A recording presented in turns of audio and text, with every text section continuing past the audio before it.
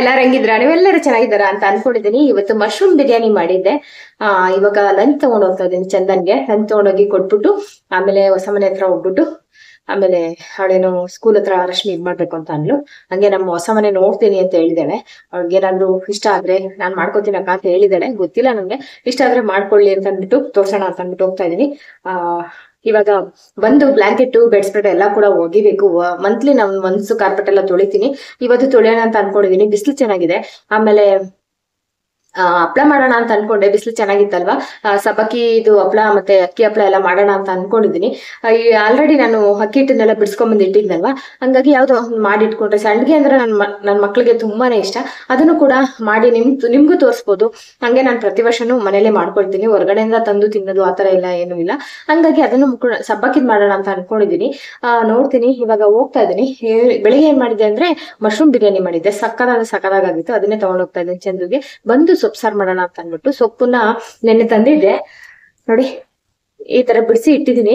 ಇದು ಚಕೋತ ಸೊಪ್ಪು ಆಮೇಲೆ ಪಾಲಕ್ ಸೊಪ್ಪು ಎರಡನ್ನೂ ಹಾಕ್ಬಿಟ್ಟು ಸಾಂಬಾರ್ ಮಾಡಿ ಮಾಡೋಣ ಅಂತ. ಇವತ್ತು ಆಫೀಸಲ್ಲಿ ತುಂಬಾ ಕೆಲಸ ಇತ್ತು, ಆದ್ರೆ ಹೋಗಿಲ್ಲ ಇವತ್ತು. ಯಾಕೆಂದ್ರೆ ಕಾರ್ಪೆಟ್ ಅದನ್ನೆಲ್ಲ ವಾಶ್ ಮಾಡ್ಬಿಡ್ತೀನಿ. ವಾಶ್ ಮಾಡಿ ನಾಳೆ ಚಂದುಗೆ ಏನು ಸರಸ್ವತಿ ಪೂಜೆ ಇದೆ. ಹಂಗಾಗಿ ಅಲ್ಗೂ ಕೂಡ ಒಂದು ಚಪ್ಪಲಿ ಎಲ್ಲ ತೊಳೆದಿಡ್ಬೇಕು. ಚಪ್ಪಲಿ ಎಲ್ಲ ತೊಳ್ಕೊಟ್ರೆ ನಾನು ತಲೆಗೆ ಸ್ನಾನ ಮಾಡ್ದೇನೆ ಯಾವುದೇ ಕಾರಣಕ್ಕೂ ಒಳಗಡೆ ಎಲ್ಲ ಬರಲ್ಲ. ಹಂಗಾಗಿ ಅದನ್ನು ಕೂಡ ತೊಳಿಬೇಕು. ಮೊದ್ಲು ಕಾರ್ಪೆಟು ಬೆಡ್ ಸ್ಪ್ರೆಡ್ ಎಲ್ಲ ತೊಳೆದ್ಬಿಟ್ಟು ಆಮೇಲೆ ಚಪ್ಪಲಿ ಶೂಸ್ ಇದೆಲ್ಲ ಇದ್ರೆ ಅದೆಲ್ಲ ತೊಳೆದ್ಬಿಟ್ಟು ಆಮೇಲೆ ಸ್ನಾನ ಮಾಡ್ಕೋತೀನಿ. ಇನ್ನೊಂದ್ಸಲ ಏರ್ ಪ್ಯಾಕ್ ಹಾಕೊಳ್ಳೋಣ ಅಂತ ಅನ್ಕೊಂಡಿದೀನಿ. ಟೈಮ್ ಸಿಕ್ಕಿದ್ರೆ ಹಾಕೋತೀನಿ.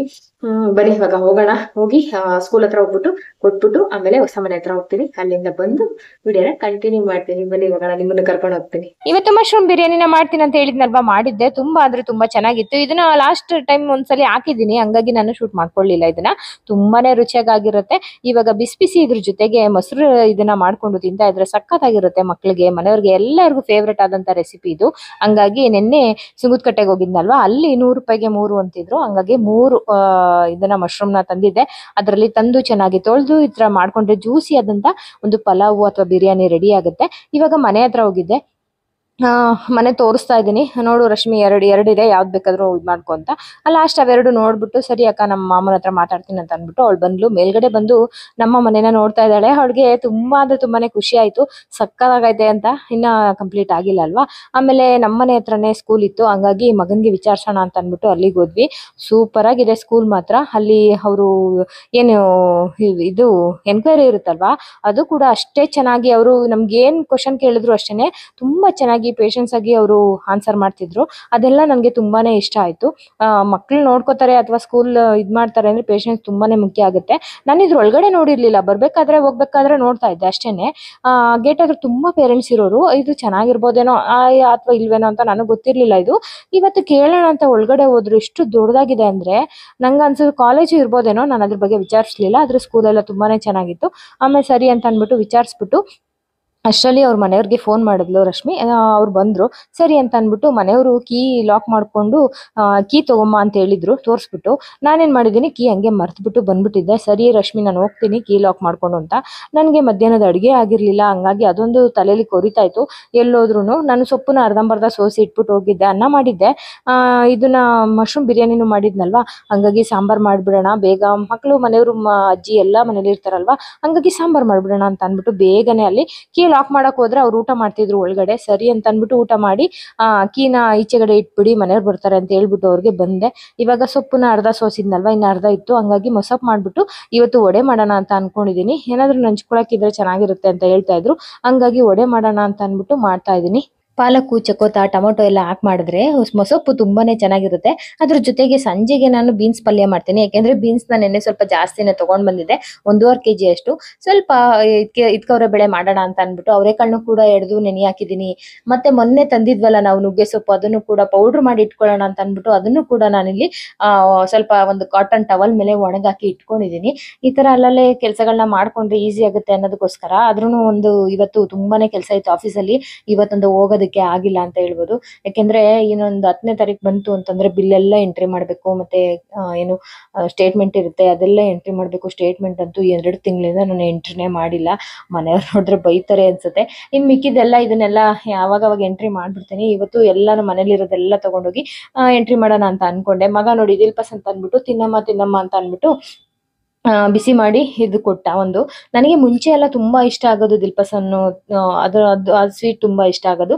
ಆದ್ರೆ ಇತ್ತೀಚೆಗೆ ಏನಾಗುತ್ತೆ, ಅದು ತಿಂದ್ಬಿಟ್ರೆ ಇನ್ನೇನು ಒಂಥರ ಹೊಟ್ಟೆ ಫುಲ್ ಆದಂಗ ಆಗ್ಬಿಡುತ್ತೆ, ಹೊಟ್ಟೆ ತುಂಬ್ದಂಗ ಅನಿಸ್ತಾ ಇರುತ್ತೆ.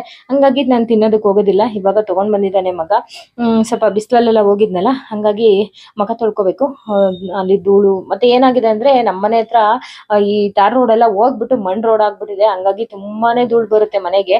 ಒಂದಿನ ಒರೆಸಿಲ್ಲ ಅಂತಂದ್ರೆ ಇರೋ ಬರೋ ಧೂಳೆಲ್ಲ ನಮ್ಮ ಮನೇಲೇ ಇದೆಯೇನೋ ಅನ್ನೋ ತರ ಫೀಲ್ ಆಗ್ತಾ ಇರುತ್ತೆ. ಹಂಗಾಗಿ ಇವತ್ತು ಬೆಳಗ್ಗೆನೆ ಫಸ್ಟ್ ಕೆಲಸ ಮಾಡಿದ್ದು ಮೆಟ್ಲು ತೊಳೆಯೋ ಕೆಲಸ. ಯಾಕೆಂದ್ರೆ 2 ದಿನಕ್ಕೊಂದ್ಸಲ ಮೆಟ್ಲು ತೊಳೆದು ಬಿಡ್ಬೇಕು ಅಂತ ಡಿಸೈಡ್ ಮಾಡ್ಕೊಂಡ್ಬಿಟ್ಟಿದೀನಿ. ಇಲ್ಲ ಅಂತಂದ್ರೆ ಮೆಟ್ಲು ಎಷ್ಟ್ ದಿನ ಆಯ್ತಪ್ಪ ಇವ್ರು ಮೆಟ್ಲು ತೊಳೆದು ಅನ್ಕೋಬೇಕು, ಯಾರಾದ್ರೂ ಬಂದ್ರೆ ಹಂಗ ಅನ್ಸ್ಬಿಡುತ್ತೆ ನಂಗೆ. ಹಂಗಾಗಿ ಇವತ್ತು ಬೆಳಗ್ಗೆನೆ ಫಸ್ಟ್ ಆ ಕೆಲಸ ಮಾಡ್ಬಿಟ್ಟು ಮಿಕ್ಕಿದ ಕೆಲಸ ಎಲ್ಲಾನು ಆಮೇಲೆ ನಾನು ಮಾಡ್ಕೊಂಡಿದ್ದು. ಇವಾಗ ಟೊಮೊಟೊ ಒಂದು ಈರುಳ್ಳಿ, ಹಸಿರುಮೆಣಸಿನಕಾಯಿ, ಆಮೇಲೆ ಇಷ್ಟನ್ನು ಹಾಕಿ ನಾನು ಬೇಳೆ ಮತ್ತೆ ಸೊಪ್ಪನ್ನ ಹಾಕಿ ಕೂಗಿಸ್ಕೊಂಡ್ಬಿಡ್ತೀನಿ. ಆನಂತರ ನಾನು ಅದನ್ನ ತರ್ತರಿಯಾಗಿ ರುಬ್ಕೊಂಡು ತೆಂಗಿನಕಾಯಿ ಆಮೇಲೆ ಸ್ವಲ್ಪ ಒಗ್ಗರಣೆ ಎಲ್ಲ ಹಾಕೊಂಡು, ಒಗ್ಗರಣೆಯಲ್ಲೇ ನಾವು ಸಾಂಬಾರ್ ಪೌಡರ್ನ ಹಾಕಿ ಹುರ್ಕೊಂಡು ಆನಂತರ ಇದಕ್ಕೆ ಮಿಕ್ಸ್ ಮಾಡ್ಕೊಂಡ್ರೆ ತುಂಬಾ ಚೆನ್ನಾಗಿರುವಂತ ರೆಡಿ ಆಗುತ್ತೆ. ವಡೆ ಅಂತೂ ಸೂಪರ್ ಆಗಿರುತ್ತೆ ಇದಕ್ಕೆ. ಕಡಲೆಬೇಳೆ ವಡೆ ಅವಾಗೆಲ್ಲ ನಾನು ಏನ್ ಮಾಡ್ತಿದ್ದೆ ಅಂದ್ರೆ ವಾರದಲ್ಲಿ ಒಂದ್ ದಿನ ಕಡಲೆಬೇಳೆ ವಡೆ ಅಥವಾ 15 ದಿನಕ್ಕೆ ಒಂದ್ ಬಾರಿ ಕಡಲೆಬೇಳೆ ವಡೆ ಅಂತ ಅಂದ್ಬಿಟ್ಟು ಪ್ಲಾನ್ ಮಾಡ್ಕೊಂಡು ಮಾಡ್ತಾ ಇದ್ದೆ. ಇತ್ತೀಚೆಗೆ ಮಾಡೋದು ಕಮ್ಮಿ ಆಗಿದೆ. ಇದು ಹೆಂಗಿರುತ್ತೆ ನೋಡ್ಕೊಂಡ್ ಬನ್ನಿ, ನೀವು ಯಾವ ತರ ಮಾಡ್ತೀರಾ ಅಂತ ಕಮೆಂಟ್ ಮೂಲಕ ತಿಳಿಸಿ. ಬಾಟಾ ಚಪ್ಲಿ ತರಿಸಿದ್ದೆ, ಅದ್ ಹೆಂಗಿದೆ ಅಂತ ಅದನ್ನು ಕೂಡ ಕಮೆಂಟ್ ಮೂಲಕ ತಿಳಿಸಿ. ವಿಡಿಯೋ ಇಷ್ಟ ಆಗ್ತದೆ ಗೊತ್ತಲ್ಲ, ಒಂದು ಲೈಕ್ ಮಾಡಿ. ಇನ್ನ ಇಷ್ಟ ಆದ್ರೆ ಸಬ್ಸ್ಕ್ರೈಬ್ ಆಗಿ. ಬನ್ನಿ ಇದನ್ನ ಹೆಂಗ್ ಮಾಡೋದು ಅಂತ ತೋರಿಸ್ಕೊಡ್ತೀನಿ. ಸಿಂಪಲ್ ಆಗಿ ಮಾಡ್ತೀನಿ, ನಾನೇನು ಜಾಸ್ತಿ ಇದ್ ಮಾಡಲ್ಲ. ಆದ್ರೆ ರುಚಿ ಮಾತ್ರ ಅದ್ಭುತವಾಗಿರುತ್ತೆ. ಇದನ್ನ ಮಾಡೋದು ಹೆಂಗೆ ಬನ್ನಿ ತೋರಿಸ್ತೀನಿ. ಕಡಲೆಬೇಳೆನ 1 ಅವರ್ ಮುಂಚೆ ನೆನೆ ಹಾಕಿ ಇಟ್ಕೊಂಡಿದ್ದೀನಿ. ನೋಡಿ ಈ ಥರ ನೆನೆ ಹಾಕಿ 1 ಲೋಟದಷ್ಟು ಇಟ್ಕೊಂಡಿದ್ದೀನಿ. ಈಗ ಕೊತ್ತಂಬರಿ ಸೊಪ್ಪನ್ನ ತೊಳೆದು ಇಟ್ಕೊಂಡಿದ್ದೀನಿ. ಖಾರಕ್ಕೆ ಯಾವುದೇ ಪುಡಿನ ಹಾಕಲ್ಲ ನಾವು. ಹಸಿಮೆಣಸಿಕಾಯಿನ ಇಲ್ಲಿ ಇಟ್ಕೊಂಡಿದ್ದೀನಿ. ನಿಮಗೆ ಖಾರಕ್ಕೆ ಎಷ್ಟು ಬೇಕೋ ಅಷ್ಟು ಇಟ್ಕೊಳ್ಳಿ. ನಾನೊಂದು 10ರಿಂದ 11 ಇಟ್ಕೊಂಡಿದ್ದೀನಿ. ಇಲ್ಲಿ ನಾನು ಈರುಳ್ಳಿ, ಸ್ವಲ್ಪ ಶುಂಠಿ, ಮಸಾಲೆ ಅಂದರೆ ಶುಂಠಿ ಮತ್ತು ಬೆಳ್ಳುಳ್ಳಿ, 1 ಇಂಚಷ್ಟು ನಾನು ಚಕ್ಕೆ ಇಷ್ಟನ್ನು ತೊಗೊಂಡಿದ್ದೀನಿ. ಲವಂಗ ತೊಗೊಂಡಿಲ್ಲ, ಚಕ್ಕೆ ಮಾತ್ರ ತೊಗೊಂಡಿದ್ದೀನಿ. ಈಗ ಫಸ್ಟು ನಾವು ಮಸಾಲೆನ ರೆಡಿ ಮಾಡ್ಕೊಳ್ಳೋಣ. ಇದನ್ನು ನಾನು ಹಸಿಮೆಣಸಿಕಾಯಿ, ಬೆಳ್ಳುಳ್ಳಿ ಮತ್ತು ಶುಂಠಿ, ಚಕ್ಕೆ ಇಷ್ಟನ್ನು ಕೂಡ ತರ್ತರಿಯಾಗಿ ರುಬ್ಕೊಳ್ಬೇಕಾಗುತ್ತೆ. ಯಾವುದೇ ರೀತಿ ಇದಕ್ಕೆ ನೀರು ಹಾಕೋ ಅವಶ್ಯಕತೆ ಇಲ್ಲ ಸ್ನೇಹಿತರೆ. ಹಂಗೇನೆ ತರ್ತರಿಯಾಗಿ ನಾವು ರುಬ್ಕೊಳ್ಬೇಕಾಗುತ್ತೆ. ತುಂಬ ಚೆನ್ನಾಗಿರುತ್ತೆ. ಯಾವುದೇ ರೀತಿ ಅಂಟುತ್ತೆ ಆ ಥರ ಏನೂ ಇಲ್ಲ. 1 ಇಂಚು ನೋಡಿ, ಇಷ್ಟು ಚಕ್ಕೆ, ಅದು ಘಮ ಬರೋಕ್ಕಷ್ಟೇ. ನೋಡಿ ಈ ಥರ ಹಾಕ್ಬಿಟ್ಟು ತರ್ತರಿಯಾಗಿ ನಾನು ರುಬ್ಕೊಂಡು ಬರ್ತೀನಿ. ನೋಡಿ ಈ ಥರ ಕಾಣಿಸ್ತಾ ಇದೆಯಾ? ತರ್ತರಿಯಾಗಿ ರುಬ್ಬಿಟ್ಟು ಇದನ್ನು ಒಂದು ಬೌಲ್ಗೆ ಹಾಕ್ಕೊಳ್ತೀನಿ. ನೀವು ಯಾವ ಬೌಲ್ಗೆ ಹಾಕ್ತೀರಾ ಅಂದರೆ, ಇವಾಗ ಕಡಲೆಬೇಳೆ ಎಲ್ಲ ರುಬ್ಬಿಟ್ಟು ಹಾಕ್ಕೋಬೇಕು. ಅದಕ್ಕೆ ಸ್ವಲ್ಪ ಕಡಲೆಬೇಳೆ ಎಲ್ಲ ಹಿಡಿಯೋಷ್ಟು ದೊಡ್ಡ ಬೌಲ್ನ ತೊಗೊಳ್ಳಿ. ಈ ಥರ ಬೌಲ್ನ ನಾನು ತೊಗೊಂಡು ಇದಕ್ಕೆ ಹಾಕ್ಕೊಳ್ತಾ ಇದ್ದೀನಿ. ಈಗ ನಾನು ಕಡಲೆಬೇಳೆನ ನೀರಿರಬಾರ್ದು, ನೀರು ಹಾಕ್ಕೊಂಡು ಯಾವುದೇ ಕಾರಣಕ್ಕೂ ರುಬ್ಬಾರ್ದು. ತುಂಬ ನುಣ್ಣಗೆ ರುಬ್ಬಬೇಕು ಅಂತ ಏನೂ ಇಲ್ಲ ಸ್ನೇಹಿತರೆ. ಅರ್ಧಂಬರ್ಧ ತರ್ತರಿಯಾಗಿ ರುಬ್ಕೊಂಡ್ರೆ ಆಯಿತು. ಇದೇ ಥರನೇ ನಾನು ರುಬ್ಬಿ ನಿಮಗೆ ತೋರಿಸ್ತೀನಿ. ನೋಡಿ ತೊಗೊಂಡಿದ್ದೀನಿ, ಇವಾಗ ನೀರು ಹಾಕಿಲ್ಲ. ನೋಡಿ ಈ ಥರ ರುಬ್ಕೋಬೇಕು. ತುಂಬ ಗಟ್ಟಿಯಾಗಿ ಇರಬೇಕು. ಏಕೆಂದರೆ ಈರುಳ್ಳಿ ಹಾಕಿದ್ಮೇಲೆ ನೀರು ಬಿಡುತ್ತೆ. ಇವಾಗಲೇ ನಾವು ನೀರು ಹಾಕಿ ರುಬ್ಕೊಂಡ್ಬಿಟ್ರೆ ಆಮೇಲೆ ತೆಳ್ಳಗಾಗ್ಬಿಟ್ಟು ಚೆನ್ನಾಗಾಗಲ್ಲ, ಮೆತ್ತಗಾಗ್ಬಿಡುತ್ತೆ ವಡೆ. ಗರಿಗರಿ ಆಗಬೇಕು ಅಂದರೆ ಯಾವುದೇ ರೀತಿ ನೀರು ಹಾಕ್ತೇನೆ ತರ್ತರಿಯಾಗಿ ನೀವು ರುಬ್ಕೊಳ್ಬೇಕಾಗುತ್ತೆ. ನೋಡಿ ಈ ಥರ ಎಲ್ಲ ಒಂದು ಹಿಟ್ಟನ್ನು ಕೂಡ ಅಂದರೆ ಕಡಲೆಬೇಳೆನ ರುಬ್ಕೊಳ್ತಾ ಇದೆ. ನೋಡಿ ಎಷ್ಟು ಗಟ್ಟಿಗಾಗಿದೆ ಅಂತ ನಿಮ್ಗೆ ಗೊತ್ತಾಗ್ತಾ ಇದೆ. ಅಲ್ಲಲ್ಲಿ ಒಂದು ಬೇಳೆಗಳು, ಕಡಲೆಬೇಳೆಗಳು ಇರುತ್ತೆ. ಅದಿದ್ರೇ ಈ ವಡೆನಲ್ಲಿ ಚೆನ್ನಾಗಿರುತ್ತೆ. ನೋಡಿ ಇವಾಗ ನಿಮಗೆ ಬೇಳೆನ ಕೂಡ ತೋರಿಸ್ತೀನಿ. ನೋಡಿ ಅಲ್ಲಲ್ಲಿ ಒಂದೊಂದು ಕಡಲೆಬೇಳೆಗಳು ಇರುತ್ತೆ. ಇದ್ರೇ ಆ ಒಂದು ವಡೆನಲ್ಲಿ ಚೆನ್ನಾಗೂ ಕಾಣಿಸುತ್ತೆ. ಹಾಗಾಗಿ ಇದನ್ನು ಈ ಥರನೇ ರುಬ್ಕೊಳ್ಳಿ ತರ್ತರಿಯಾಗಿ. ತುಂಬ ನುಣ್ಣಗೆಲ್ಲ ರುಬ್ಬಕ್ಕೆ ಹೋಗ್ಬೇಡಿ. ನೋಡಿ ಈ ಥರ ರುಬ್ಬಿದಾಯಿತು. ಇವಾಗ ಕೊತ್ತಂಬರಿ ಸೊಪ್ಪನ್ನ ಕಟ್ ಮಾಡಿ ಸಣ್ಣಗೆ ಹಾಕ್ಕೊಳ್ಳಿ. ಇವಾಗ ಈರುಳ್ಳಿನೂ ಕೂಡ ಎಷ್ಟು ಸಣ್ಣದಾಗಿ ಕಟ್ ಮಾಡ್ಬೇಕಂತ ನಿಮಗೆ ತೋರಿಸ್ತೀನಿ. ತುಂಬ ಸಣ್ಣದಾಗಿ ಕಟ್ ಮಾಡಿಕೊಂಡ್ರೆ ವಡೆನಲ್ಲಿ ಮಧ್ಯ ಈ ಒಂದು ಈರುಳ್ಳಿ ಸಿಗ್ತಾ ಇದ್ರೆ ತುಂಬಾ ರುಚಿಯಾಗಿರುತ್ತೆ. ಈರುಳ್ಳಿ ಎಷ್ಟು ಹಾಕ್ತೀವೋ ಅಷ್ಟು ವಡೆ ಆಗಲಿ ಬೋಂಡ ಆಗಲಿ ತುಂಬ ಚೆನ್ನಾಗಾಗುತ್ತೆ. ನೋಡಿ ಈ ಥರ ನೀವು ಕಟ್ ಮಾಡ್ಕೊಳ್ಳಿ ಸಣ್ಣದಾಗಿ ಕಟ್ ಮಾಡಿ. ಇವಾಗ ಉಪ್ಪು ಹಾಕಿದ್ಮೇಲೆ ಇದು ನೀರು ಬಿಡುತ್ತೆ. ಮುಂಚೆನೇ ನೀವು ಏನಾದರೂ ಇದು ನೀರು ಹಾಕಿ ಏನಾದರೂ ಕಡಲೆಬೇಳೆನ ಆಡಿಸ್ಕೊಂಡಿದ್ರೆ ಅಂದರೆ ರುಬ್ಕೊಂಡಿದ್ರೆ ಅದು ಚೆನ್ನಾಗಾಗಲ್ಲ. ಇವಾಗ ಕಟ್ ಮಾಡಿದೆಲ್ಲ ಈರುಳ್ಳಿನೂ ಆಯಿತು. ಇವಾಗ ನಾನು ಇದ್ರೊಳಗಡೆ ಹಾಕಿ ಇವಾಗೆಲ್ಲ ಕಂಪ್ಲೀಟ್ ಆಯಿತು. ಇವಾಗ ಉಪ್ಪೊಂದು ಹಾಕ್ಬೇಕಲ್ವಾ, ಉಪ್ಪನ್ನು ಹಾಕ್ಬಿಟ್ಟು ಚೆನ್ನಾಗಿ ನಾವು ಮಿಕ್ಸ್ ಮಾಡ್ಕೊಳ್ಬೇಕಾಗುತ್ತೆ. ಯಾವ ಥರ ಮಿಕ್ಸ್ ಮಾಡಬೇಕಂದ್ರೆ ಈ ಕೆಳಗಡೆ ಮಸಾಲೆ ಎಲ್ಲ ಇದೆಯಲ್ವಾ, ಅಂದರೆ ಹಸಿಮೆಣ್ಸಿಕಾಯಿ, ಶುಂಠಿ, ಚಕ್ಕೆ ಎಲ್ಲ ಹಾಕಿದ್ವಲ್ವಾ, ಅದೆಲ್ಲನೂ ಕೂಡ ಎಲ್ಲ ಸಮ ಪ್ರಮಾಣದಲ್ಲಿ ಎಲ್ಲ ಹಿಟ್ಟನ್ನು ಹೊಂದ್ಕೊಂಡು ಚೆನ್ನಾಗಾಗಬೇಕು. ಆವಾಗ ವಡೆ ಸೂಪರಾಗಿ ಬರುತ್ತೆ ಅಂತಲೇ ಹೇಳ್ಬೋದು. ಎಷ್ಟು ಚೆನ್ನಾಗಿರುತ್ತೆ ಅಂದರೆ ಹೋಟ್ಲಲ್ಲಿ ಕೂಡ ಇಷ್ಟು ಚೆನ್ನಾಗಿರಲ್ಲ ಸ್ನೇಹಿತರೆ. ಆರಾಮಾಗಿ ಮನೇಲಿ ಮಾಡ್ಕೊಳ್ಬೋದು. ಎಲ್ಲರೂ ಇಷ್ಟಪಟ್ಟು ತಿನ್ನೋವಂಥ ವಡೆ. 2 ವಡೆ ತಿನ್ನೋರು 4 ವಡೆ ತಿಂತಾರೆ ಅಂತ ಹೇಳ್ಬೋದು. ಈ ಟೈಮಲ್ಲಿ ಕರ್ಬೇವಿನ ಸೊಪ್ಪು, ಹಸಿ ಕರ್ಬೇವಿನ ಸೊಪ್ಪು ಇದ್ದರೆ ಸಣ್ಣದಾಗಿ ಕಟ್ ಮಾಡಿ ಹಾಕೊಳ್ಳಿ. ಒಣಗಡೆ ಇವಾಗಂತೂ ಬಿಸಿಲಲ್ಲಿ ಎಷ್ಟು ಕರ್ಬೇವಿನ ಸೊಪ್ಪು ತಂದ್ರೂ ಬೇಗನೆ ಒಣಗೋಗ್ಬಿಡುತ್ತೆ ನೋಡಿ. ಈ ಥರ ಅದನ್ನು ಕೂಡ ಪುಡಿ ಮಾಡಿ ಹಾಕ್ಕೊಂಡಿದ್ದೀನಿ. ಈ ಕಡೆ ಎಣ್ಣೆನ ಕಾಯೋದಕ್ಕೆ ಇಟ್ಕೊಂಡು ಒಂದು ಸ್ವಲ್ಪ ಹಾಕಿ ಟೆಸ್ಟ್ ಮಾಡ್ತಾ ಇದ್ದೀನಿ ಕಾದಿದೆಯಾ ಅಂತ.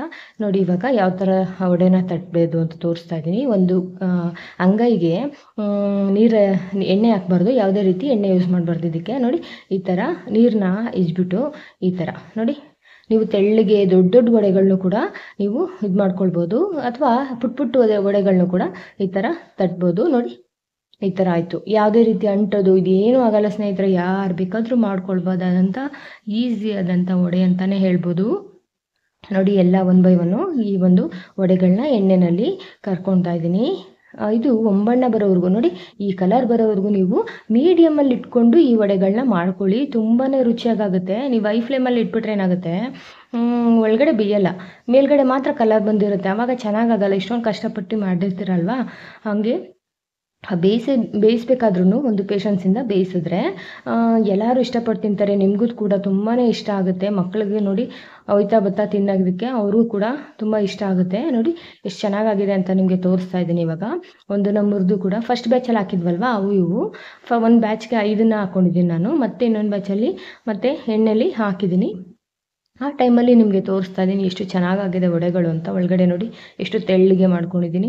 ತೆಳ್ಳಗೆ ಮಾಡಿಕೊಂಡ್ರೆ ಇದೊಂದು ಬೆನಿಫಿಟ್ ಅಂತಲೇ ಹೇಳ್ಬೋದು, ಬೇಗನೆ ಫ್ರೈ ಆಗುತ್ತೆ ಎಣ್ಣೆಲಿ. ನೋಡಿ ಈ ಥರ ಮತ್ತೆ 5 ಹಾಕ್ಕೊಂಡಿದ್ದೀನಿ. ಇವಾಗ ನಾನು ಇದೇ ಥರನೇ ಇನ್ನೊಂದು ಬ್ಯಾಚು ಕೂಡ ಮಾಡ್ಕೊಳ್ತೀನಿ. ಈ ಥರ ಒಂಬಣ್ಣ ಬರೋವರೆಗೂ ಎಣ್ಣೆಯಲ್ಲಿ ಕರ್ಕೊಳ್ಳಿ, ಆರಾಮಾಗಿ ಮಾಡ್ಕೊಳ್ಬೋದು. ಮತ್ತು ಇನ್ನೊಂದು ನಾನು ನಿಮಗೆ ತೋರಿಸ್ತೀನಿ ಯಾವ ಥರ ಅಂತ. ಅಥವಾ ನಿಮಗೆ ಕೈ ಮೇಲೆ ವಡೆ ತಟ್ಟೋದಕ್ಕೆ ಬರಲ್ಲ ಅಂದರೆ ಒಂದು ಪೇಪರ್ ಮೇಲೂ ಕೂಡ ನೀವು ತಟ್ಬಿಟ್ಟು ಹಾಕ್ಕೊಳ್ಬೋದು. ನೋಡಿ ಈ ಥರ ಏನೂ ಇದಕ್ಕೆ ರಿಸ್ಕ್ ಇಲ್ಲ ಸ್ನೇಹಿತರೆ, ಆರಾಮಾಗಿ ಮಾಡ್ಕೊಳ್ಬೋದು. ಒಂದು ಪೇಪರ್ ಮೇಲೆ ತಟ್ಬಿಟ್ಟು ಹಾಕಿದ್ರೂ ಕೂಡ ಅಷ್ಟೇ ಚೆನ್ನಾಗಿ ಬರುತ್ತೆ. ಯಾಕೆಂದರೆ ಅಂಟಲ್ಲ, ಇದು ಅಂಟಿದ್ರೆ ಅಲ್ಲಲ್ಲಿ ತೆಳ್ಳಗಾಗ್ಬಿಟ್ರೆ ಅಂಟುತ್ತೆ. ಈ ಥರ ಗಟ್ಟಿಯಾಗಿ ರುಬ್ಕೊಂಡಿದ್ರೆ ಏನೂ ಅಂಟಲ್ಲ. ಹಂಗಾಗಿ ಇಷ್ಟ ಆಯಿತಾ ನಿಮಗೆ ಲೈಕ್ ಮಾಡಿ, ಶೇರ್ ಮಾಡಿ, ಕಮೆಂಟ್ ಮಾಡಿ. ಪ್ಲೀಸ್ ಚಾನಲ್ನ ಸಬ್ಸ್ಕ್ರೈಬ್ ಮಾಡ್ಕೊಂಡು ನೋಡಿ ಸ್ನೇಹಿತರೆ. ಏನ್ ಮಾಡ್ತಾರೆ ಅಂತ ನೋಡ್ತಾ ಇದ್ರಾ? ಏನಿಲ್ಲ, ಒಂದ್ ಜೊತೆ ಚಪ್ಲಿ ತರಿಸಿದ್ದ ಮೊನ್ನೆ. ನಾನು ಹೇಳ್ದಲ್ಲ ನನ್ನ ಫೇವ್ರೆಟ್ ಆಗಿರುವಂತ ಬಟ ಸ್ಲಿಪ್ಪರ್ ಅಲ್ಲಿ ಯಾವ ತರಿಸ್ತೀನಿ ಅಂತ ತೋರ್ಸೋಣ ಅಂತ. ಓಪನ್ ಆಗಿದೆ, ಸೈಜ್ ಕರೆಕ್ಟ್ ಆಗಿ ಕೊಟ್ಟಿದಾರ ಇಲ್ವಾ ಅಂತ. ಇದೇ ಆ ಚಪ್ಲಿ.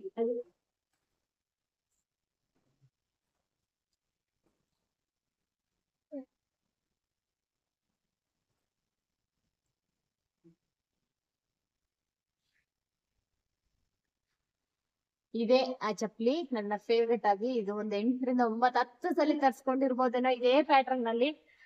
ಇದು ಕುರ್ತಾಗೂ ಸೂಪರ್ ಆಗಿರುತ್ತೆ, ಮತ್ತೆ ಸ್ಯಾರಿಗೂ ಚೆನ್ನಾಗಿರುತ್ತೆ. ಹಂಗಾಗಿ ಪದೇ ಪದೇ ಇದನ್ನ ತರಿಸ್ಕೊಂಡಿದೀನಿ. ಒಂಥರ ಕ್ಲಾಸಿ ಆಗಿರುತ್ತೆ ಅಂತ ಹೇಳ್ಬಿಟ್ಟು. ಫ್ಲಾಟ್ ಇದು, ಹೈಟ್ ಇಲ್ಲ, ಫ್ಲಾಟ್ ಚೆನ್ನಾಗಿರುತ್ತೆ.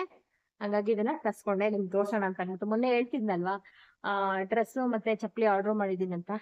ಹಂಗಾಗಿ ಅಡ್ರೆಸ್ ಕ್ಯಾನ್ಸಲ್ ಆಗೋಯ್ತು, ಇನ್ನೊಂದ್ಸಲ ಮಾಡ್ಬೇಕು. ಇದು ಚಪ್ಲಿನ ಬಂದಿತ್ತು, ಹಂಗಾಗಿ ನಿಮ್ಗೆ ತೋರ್ಸೋಣ ಅಂತ. ಯೂಸ್ ಮಾಡಿಲ್ಲ, ನಿಮ್ಗೆ ತೋರ್ಸ್ಬಿಟ್ಟು ಆಮೇಲೆ ಯೂಸ್ ಮಾಡೋಣ ಅಂತ. ವಡೆ ಹೆಂಗಿತ್ತು ಅಂತ ಕಮೆಂಟ್ ಮಾಡಿ. ಸ್ವಲ್ಪನೇ ಮಾಡೋಣ ಅಂತ ಅಂದ್ಬಿಟ್ಟು ಜಾಸ್ತಿ ಆಗೋಯ್ತು. ಇವತ್ತಿನ ವಿಡಿಯೋ ಇಲ್ಲಿಗೆ ಮುಗಿಸ್ತಾ ಇದ್ದೀನಿ. ವಿಡಿಯೋ ಏನ್ ಅನಿಸ್ತು ಅಂತ ಕಮೆಂಟ್ ಮೂಲಕ ತಿಳಿಸಿ. ಇಷ್ಟ ಆದ್ರೆ ಲೈಕ್ ಮಾಡಿ, ಇಷ್ಟ ಆದ್ರೆ ಸಬ್ಸ್ಕ್ರೈಬ್ ಆಗಿ.